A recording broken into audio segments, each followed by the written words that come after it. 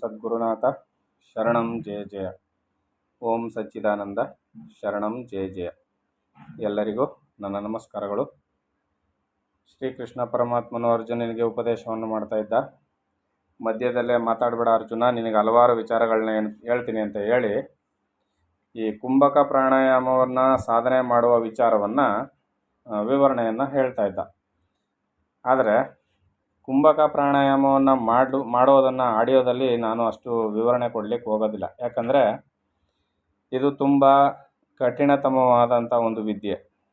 ಇದನ್ನು ಸಾಧಕನಾದಂಥವನು ಬಹು ಸೂಕ್ಷ್ಮವಾಗಿ ಉಸಿರನ್ನು ತೆಗೆದುಕೊಳ್ಳೋದು, ಉಸಿರನ್ನು ಬಿಡೋದು, ಯಾವ ಕ್ರಮದಲ್ಲಿ ಉಸಿರು ತಗೋಬೇಕು, ಯಾವ ಕ್ರಮದಲ್ಲಿ ಉಸಿರನ್ನ ಹೊರಗಾಕಬೇಕು, ಯಾವ ಕ್ರಮದಲ್ಲಿ ಉಸಿರನ್ನು ಎಷ್ಟು ಹೊತ್ತು ತಡೆ ಹಿಡಿಬೇಕು, ಇವೆಲ್ಲ ಬಹಳ ಸೂಕ್ಷ್ಮವಾದ ಮತ್ತು ಅಪಾಯಕಾರಿಯಾದಂಥ ಅಂಶಗಳು. ಇದನ್ನು ಆಡಿಯೋದಲ್ಲಿ ಹೇಳ್ದಾಗ ಏನು ಮಾಡ್ತಾರೆ, ಕೆಲವರು ಗ್ರಂಥಗಳನ್ನ ಓದಿಯೋ ಅಥವಾ ಆಡಿಯೋದಲ್ಲಿ ಕೇಳಿಸ್ಕೊಂಡೋ ತಪ್ಪಾಗಿ ಮಾಡಿ ಅನೇಕ ಅನರ್ಥಗಳಿಗೆ, ಅಪಾಯಕ್ಕೆ ಗುರಿಯಾಗಿರುವ ಅನೇಕ ಉದಾಹರಣೆಗಳು ಇದೆ. ಆದ್ದರಿಂದ ಕೃಷ್ಣ ಇದನ್ನು ಸ್ಥೂಲವಾಗಿ ಮೇಲ್ನೋಟಕ್ಕೆ ಸ್ವಲ್ಪ ಮಾತ್ರ ವಿವರಣೆ ಕೊಟ್ಟಿರೋದ್ರಿಂದ ಅದನ್ನು ಅದರಂತೆಯೂ ಕೂಡ ಹೇಳೋದಕ್ಕೆ ಕಷ್ಟ. ಯಾಕಂದರೆ ಪ್ರಯತ್ನ ಪಡೋರು ಏನೇನೋ ಮಾಡಿ ತಪ್ಪುಗಳನ್ನ ಮಾಡಿ ತೊಂದರೆಗೆ ಸಿಕ್ಕಾಕೊಂಡಿರೋದು ಉಂಟು. ಅದರಿಂದ ನಿಮಗೇನಾದರೂ ಈ ಪ್ರಾಣಾಯಾಮದ ಸಂಪೂರ್ಣ ವಿವರಣೆ ಬೇಕಾಗಿದ್ದರೆ ಶ್ರೀ ಪರಮಹಂಸ ಸಚ್ಚಿದಾನಂದ ಯೋಗೀಶ್ವರರು ಕೆಂಪಾಪುರ ಅಗ್ರಹಾರ, ಭುವನೇಶ್ವರಿ ನಗರ, ಬಿನ್ನಿಪೇಟೆ ರೈಲ್ವೆ ಪ್ಯಾರಲಲ್ ಹತ್ರ, ಅಲ್ಲಿ ನೀವು ಕಡಪಸ್ವಾಮಿ ಮಠ ಅಂತ ಇದೆ, ಜೀವ ಬ್ರಹ್ಮೈಕ್ಯ ರಾಜಯೋಗ ಸಾರಾಮೃತ ಎಂಬ 2 ಗ್ರಂಥಗಳನ್ನ ಬರೆದಿದ್ದಾರೆ. ಕುಂಭಕ ಪ್ರಾಣಾಯಾಮಕ್ಕಾಗಿಯೇ ಬರೆದಂಥ ಗ್ರಂಥಗಳು ಇವು. ಅನೇಕ ವಿಚಾರಗಳನ್ನು ಒಳಗೊಂಡಂತೆ ಸಾಧನಾ ರಹಸ್ಯಗಳು, ಸಾಧನೆಯ ಪೂರ್ಣ ವಿವರಣೆ ಎಲ್ಲವನ್ನು ಬರೆದಿದ್ದಾರೆ. ಆಸಕ್ತಿ ಇರುವವರು ನೀವು ಹೋಗಿ ಆ ಮಠಾಲಯದಲ್ಲಿ ನೀವು ಗ್ರಂಥಗಳನ್ನ ಖರೀದಿ ಮಾಡಿ ಸಾಧನೆಯನ್ನು ಅಭ್ಯಾಸ ಮಾಡ್ಬೋದು. ಅಲ್ಲಿಯೂ ಕೂಡ ಗ್ರಂಥಗಳನ್ನ ಓದಿ ಯಾವ ಸಾಧನೆಯನ್ನು ಮಾಡಬೇಡಿ. ಅನೇಕ ಜನ ತರಬೇತಿ ಪಡೆದವರಿದ್ದಾರೆ, ಅವರುಗಳನ್ನ ನೀವು ಸಂಪರ್ಕ ಮಾಡಿದ್ದೇ ಆದರೆ ನಿಮಗೆ ಈ ಸಾಧನೆ ವಿವರಣೆ ಸಿಗುತ್ತೆ. ಅದರಂತೆ ಕಟ್ಟುಪಾಡುಗಳಿಗೆ, ನಿಯಮಗಳಿಗೆ ಒಳಪಟ್ಟು ಸಾಧನೆಯನ್ನು ಮಾಡಿದ್ದೇ ಆದರೆ ಆಗ ನೀವು ಕೃಷ್ಣನು ಹೇಳಿರ್ತಕ್ಕಂಥ ಈ ಯೋಗ ಸಾಧನೆಯನ್ನು ಪರಿಪೂರ್ಣವಾಗಿ ಸಾಧಿಸಲಿಕ್ಕೆ ಸಾಧ್ಯ. ಅದು ಬಿಟ್ಬಿಟ್ಟು ಗ್ರಂಥದಲ್ಲಿ ಹೇಳಿರುವಂತೆಯೋ ಆಡಿಯೋದಲ್ಲಿ ಕೇಳಿಕೊಂಡು ನೀವು ಸಾಧನೆಯನ್ನು ಮಾಡಬಾರ್ದು. ಯಾಕಂದರೆ ಇದು ತುಂಬ ಕಠಿಣವಾದ ಸಾಧನೆ. ರಕ್ತ ವಾಮಿಟ್ ಆಗೋದು, ಲಕ್ಕು ಹೊಡೆಯೋದು, ಫಿಟ್ಸ್ ಬರೋದು, ಈ ಥರದ ಅನೇಕ ಸಮಸ್ಯೆಗಳು ತಲೆದೋರ್ತವೆ. ಹೊಸ ಕಾಯಿಲೆಗಳು ಬರುತ್ತೆ. ಗುರುವಿನ ಮಾರ್ಗದರ್ಶನವನ್ನು ನೇರವಾಗಿ ಪಡೆದುಕೊಳ್ಳದೆ ಕುಂಭಕ ಪ್ರಾಣಾಯಾಮವನ್ನು ಯಾರೂ ಮಾಡಬೇಡಿ. ಯಾಕಂದರೆ ಮಾಡ್ತೀನಿ ಅಂತ ಹೇಳಿ ಅನೇಕ ತಪ್ಪುಗಳನ್ನ ಮಾಡಿಕೊಂಡು ಅನೇಕ ಅಪಾಯಕ್ಕೆ ಒಳಗಾಗಿರೋರನ್ನೆಲ್ಲ ನಾವು ಕೇಳ್ಪಟ್ಟಿದ್ದೀವಿ. ಅದರಿಂದ ಯಾರೂ ಮಾಡಬೇಡಿ. ಗುರುವಿನ ಮುಖಾಂತರ ಕೇಳಿ ಸಾಧನೆ ಮಾಡುವಾಗಲೂ ಕೂಡ ಅನೇಕ ರೀತಿಯ ತೊಂದರೆಗಳು ಒದಗಿ ಬರುತ್ತೆ. ಹಂತವಾಗಿ ಪ್ರತಿ ಹಂತದಲ್ಲೂ ತಿಳಿದವರಿಂದ, ಆ ಪ್ರಾಣಾಯಾಮವನ್ನು ತಿಳಿದವರಿಂದ ಮಾರ್ಗದರ್ಶನ ಪಡೆದು ಮುಂದುವರಿಯೋದು ಬಹಳ ಉತ್ತಮ. ಕುಂಭಕ ಪ್ರಾಣಾಯಾಮ ಎಷ್ಟು ಒಳ್ಳೆಯದಾಗಿದೆಯೋ, ಪರಿಣಾಮಕಾರಿಯಾಗಿದೆಯೋ, ಅದು ಸ್ವಲ್ಪ ಎಡವಟ್ಟಾದರೆ ಅಷ್ಟೇ ಅಡ್ಡ ಪರಿಣಾಮಗಳು ಆಗುತ್ತೆ. ಅದರಿಂದ ಬಹು ಎಚ್ಚರಿಕೆಯಿಂದ ಸಾಧಕರು ನಡ್ಕೋಬೇಕು. ಮತ್ತು ನಿಮಗೆ ಹೆಚ್ಚಿನ ವಿವರಣೆಗಳು ಬೇಕಾದರೆ 9606340503 ಈ ನಂಬರ್ಗೆ ಸಂಪರ್ಕಿಸಿ. ಅವರು ನಿಮಗೆ ಸಲಹೆಗಳನ್ನ ಕೊಡ್ತಾರೆ. ಈಗ ಅರ್ಜುನನಿಗೆ ಕೃಷ್ಣನು ಯೋಗದ ಬಗ್ಗೆ ಎಲ್ಲ ವಿವರಣೆಯನ್ನು ಹೇಳಿ ಆದಮೇಲೆ, ನಾಲಿಗೆಯ ರುಚಿಗೆ ದಾಸರಾದವರು, ಪೂರ್ಣವಾದ ನಿದ್ರೆಗೆ ಅಧೀನರಾದವರು ಈ ಯೋಗ ಸಾಧನೆಗೆ ಅಧಿಕಾರಿಗಳಾಗಲಾರರು. ಈ ಯೋಗ ಸಾಧನೆಯನ್ನು ಮಾಡಬೇಕಾದ್ರೆ ನಾಲಿಗೆ ರುಚಿಯನ್ನು ತ್ಯಾಗ ಮಾಡಿರಬೇಕು. ಈಗ ಹೇಳಿದೆ ನಾನು, ಆಹಾರದಲ್ಲಿ ಬಹಳ ಕಟ್ಟುನಿಟ್ಟಿರಬೇಕು. ಶುದ್ಧ ಸಾತ್ವಿಕ ಆಹಾರವನ್ನೇ ತಿನ್ನಬೇಕು. ಅದನ್ನು ಹಿತಮಿತವಾಗಿ ತಿನ್ನಬೇಕು. ಮಸಾಲಯುಕ್ತ ಪದಾರ್ಥಗಳನ್ನ ಸೇವನೆ ಮಾಡುವಂತೆಯೇ ಇಲ್ಲ. ಇದಿಷ್ಟು ಕಡ್ಡಾಯವಾಗಿ. ಮತ್ತು ಪೂರ್ಣವಾದ ನಿದ್ರೆಗೆ ಅಧೀನರಾದವರು, ಎಷ್ಟೊತ್ತಲೂ ಬರೀ ನಿದ್ರೆ ಮಾಡೋದಕ್ಕೆ ಆಸಕ್ತಿ ತೋರ್ತಕ್ಕಂಥವ್ರಿಗೂ ಯೋಗ ಅಂಟೋದಿಲ್ಲ. ನಾಲ್ಗೆ ರುಚಿಗೆ ಸಿಕ್ಕಿದ್ನೆಲ್ಲ ತಿನ್ನೋರ್ಗೂ ಕೂಡ ಈ ಯೋಗ ಸಿದ್ಧಿಯಾಗೋದಿಲ್ಲ. ಅಥವಾ ಮನಸ್ಸಿನಲ್ಲಿ ದುರಾಗ್ರಹವೆಂಬ ಸೆರೆಮನೆಯಲ್ಲಿ ಹಸಿವು ಬಾಯಾರಿಕೆಗಳನ್ನು ಬಂಧಿಸಿ ನಿದ್ರೆ ಮಾಡದೆ ಹಠಪೂರ್ವಕವಾಗಿ ತನ್ನ ಶರೀರವನ್ನು ಕಷ್ಟಪಡಿಸುವವನಿಗೂ ನಿರಂತರ ಜಾಗೃತನಾದವನಿಗೆ ಈ ಯೋಗವು ಅಧೀನವಾಗಲಾರದು. ಮನಸ್ಸಿನಲ್ಲಿ ದುಷ್ಟು ಬುದ್ಧಿ ಇಟ್ಕೊಂಡು ಈ ಯೋಗವನ್ನು ಸಾಧಿಸಿ ಸಿದ್ಧಿ ಮಾಡಿಕೊಂಡು ಎಲ್ರಿಗೂ ಕೆಡುಕು ಮಾಡಬೇಕು ಅಂತ ಇರ್ತಾನಲ್ಲ, ಅವನಿಗೂ ಕೂಡ ಈ ಯೋಗ ಒಲಿಯೋದಿಲ್ಲ. ಈ ನಿದ್ರೆನೇ ಮಾಡದೆ ಸದಾಕಾಲ ಎಚ್ಚರವಾಗಿದ್ದು ಈ ಯೋಗ ಸಾಧಿಸಬೇಕು ಅನ್ನೋವನಿಗೂ ಕೂಡ ಈ ಯೋಗ ಒಲಿಯೋದಿಲ್ಲ.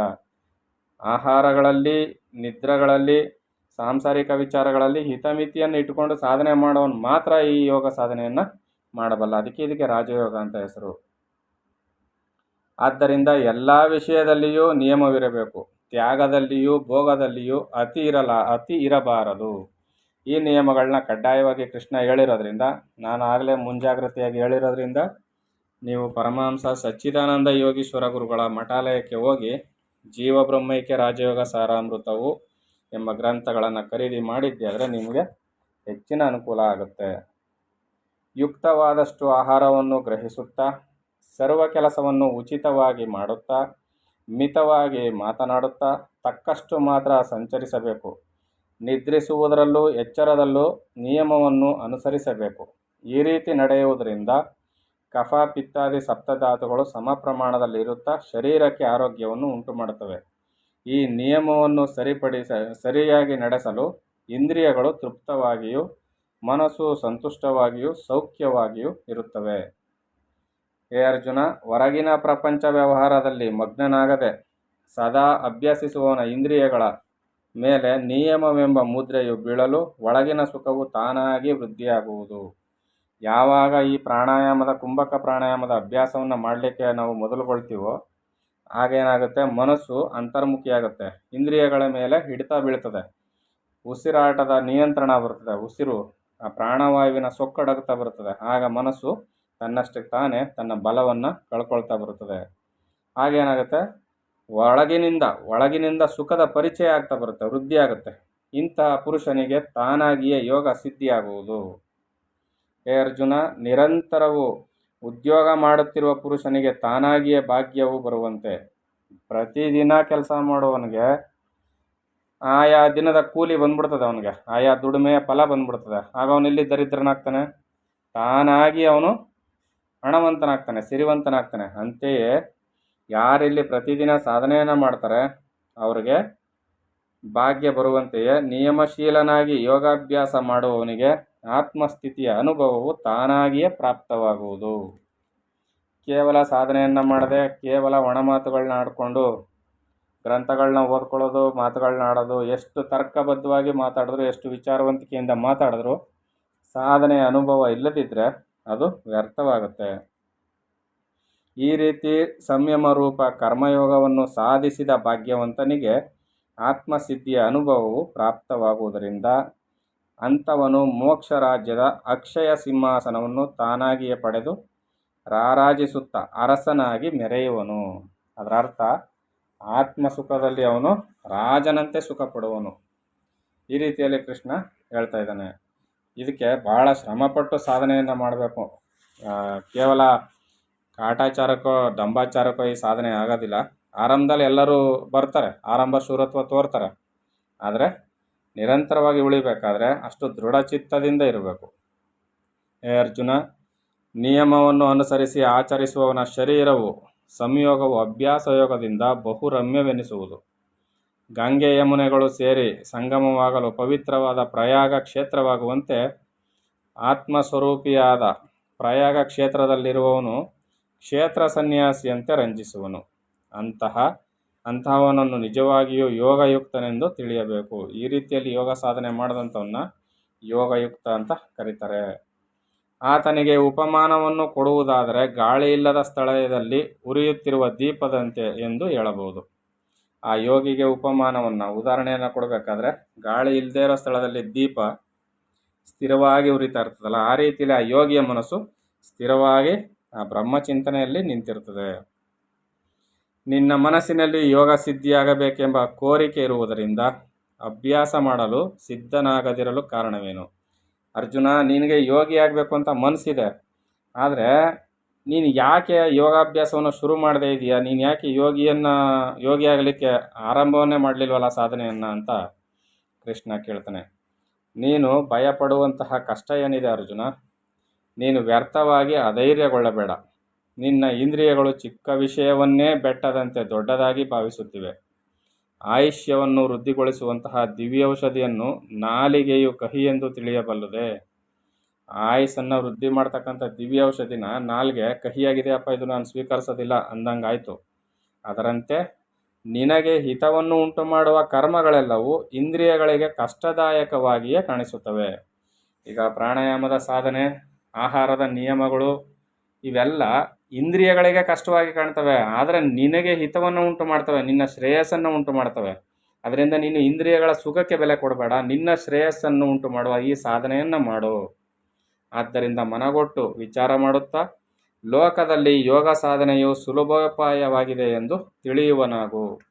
ನಿನಗೆ ಮುಕ್ತಿಯನ್ನು ಪಡಿಬೇಕು ಅನ್ನೋ ಇಚ್ಛೆ ಇದ್ದರೆ ಈ ಲೋಕದಲ್ಲಿ ಕುಂಭಕ ಪ್ರಾಣಾಯಾಮ ಎಂಬ ಯೋಗ ಸಾಧನೆ ಒಂದು ಬಹಳ ಸುಲಭವಾದ ಉಪಾಯವಾಗಿದೆ. ಇದನ್ನು ತಿಳಿದು ನೀನು ಮಾಡು ಅಂತ ಇಲ್ಲಿ ಕೃಷ್ಣನು ಸಲಹೆಯನ್ನು ಕೊಡ್ತಾ ಇದ್ದಾನೆ ಅರ್ಜುನನಿಗೆ. ಅದರಿಂದ ಎಲ್ಲರೂ ಆತರಪಟ್ಟು ಮಾಡೋದಲ್ಲ, ತಿಳಿದು ಮಾಡಿ. ಯೋಗ ಸಾಧನೆ ಬಹಳ ಒಳ್ಳೆಯದೇ ನಿಜ, ಆದರೆ ತಿಳಿದು ಸಾಧನೆ ಮಾಡಿದ್ದೆ ಆದರೆ ಫಲಶ್ರುತಿ ಖಂಡಿತ ಇರ್ತದೆ. ಆದ್ದರಿಂದ ಎಲ್ಲರೂ ಈ ಕುಂಭಕ ಪ್ರಾಣಾಯಾಮದ ಕಡೆ ಗಮನ ಕೊಟ್ಟಿದ್ದೆ ಆದರೆ ಶರೀರದ ಆರೋಗ್ಯ, ಮಾನಸಿಕ ಆರೋಗ್ಯ ಸರಿ ಹೋಗಿ ಎಲ್ಲರೂ ಯೋಗಿಗಳಾಗುವ ಅವಕಾಶ ಕೂಡಿ ಬರ್ತದೆ ಅಂತ ಹೇಳ್ತಾ ಮುಂದಿನ ಆಡಿಯೋದಲ್ಲಿ ಮುಂದಿನ ವಿಚಾರವನ್ನು ತಿಳಿಸ್ಕೊಡ್ತೀನಿ. ಎಲ್ಲರಿಗೂ ಒಳ್ಳೆಯದಾಗಲಿ. ಓಂ ಸದ್ಗುರುನಾಥ ಶರಣಂ ಜಯ ಜಯ.